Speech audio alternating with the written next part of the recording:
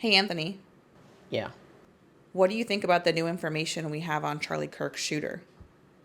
Well, despite what both the left and right want to think, I actually think that the information so far is pretty inconclusive as far as, if there's any side to blame on the shooting. All we really know is that there is a 22-year-old that has been arrested in connection with the shooting. According to police sources in the FBI, he was arrested when his father turned him in, supposedly for confessing. But first of all, he's only been accused, right? He hasn't been convicted of anything, and although it's certainly failing, the one of the core tenets of the justice system is that you're innocent until proven guilty. On top of that, just the handling of the investigation itself has been really poor from the very beginning. There were several people that were detained and accused of being the shooter and then were eventually released. The time it took the FBI to do anything was poor. Kash Patel has really poorly handled the whole situation, including basically waiting on information so that Trump could talk about it rather than the FBI talking about the information themselves, as is their job. The president should not be directly involved with the FBI. Even the fact that Trump talked about it itself is a problem for the investigation because if Tyler Robinson is the shooter, he could make a claim for mistrial because Trump's handling of the investigation makes it so public that there's an argument that could be made that no jury could be fair and unbiased in trying him.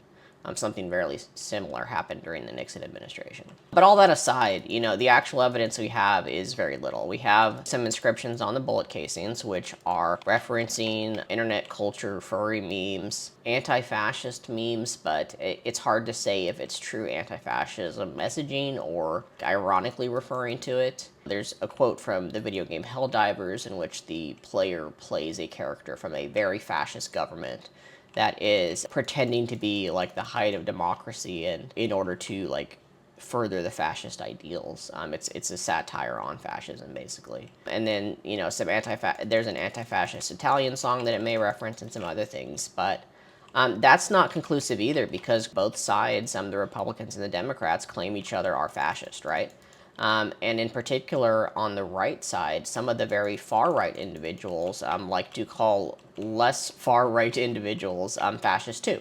So somebody calling somebody else fascist doesn't mean anything as far as like, oh, they're from the left or they're from the right. It could be either one. We have some information about Tyler Robinson's family, which is, again, inconclusive. There was initial reports that Tyler Robinson's father was a minister or a law enforcement officer or both.